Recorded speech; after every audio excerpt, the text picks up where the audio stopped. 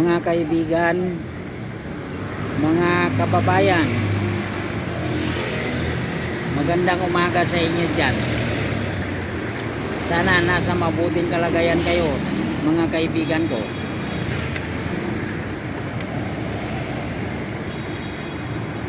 Ang video natin ngayon ay tungkol po ito sa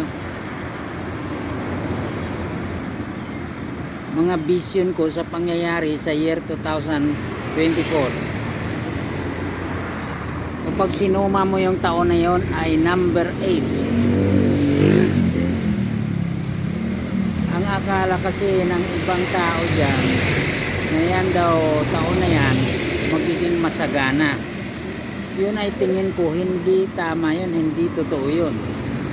Dahil yung taon na yan napakagulo ng mga nag-aaway tulad ng gira.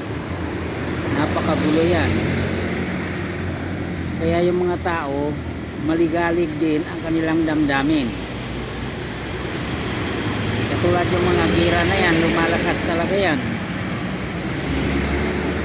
Tapos nakita natin sa vision ko, nakita ko sa vision ko na yan ay pati mga religion nag-aaway din.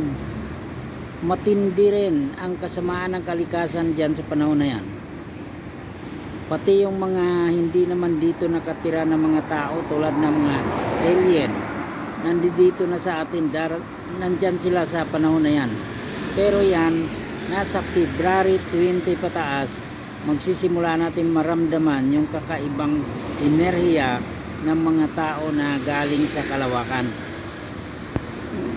Hindi yung magiging kakampi yung mga yun. Yun ay magiging nakakatakot. Yan yung mangyayari sa year 2024. Itinuturing ko na hindi maganda yung pangyayari na yan. Maligalig. At saka ang mangyayari pa dyan, mayroon mga bagong batas na ilalabas nila na may qualification yung bagong batas na yun. Para bang dadalawahin nila ang daigdig o kaya mundo. Ganun ang mangyayari doon sa batas na yun.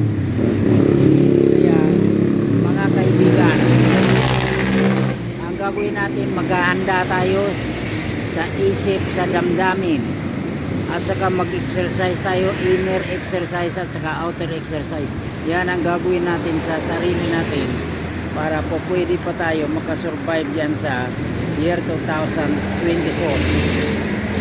Mga kaibigan, baka pwede naman i-subscribe naman ninyo itong video natin ito. I love you.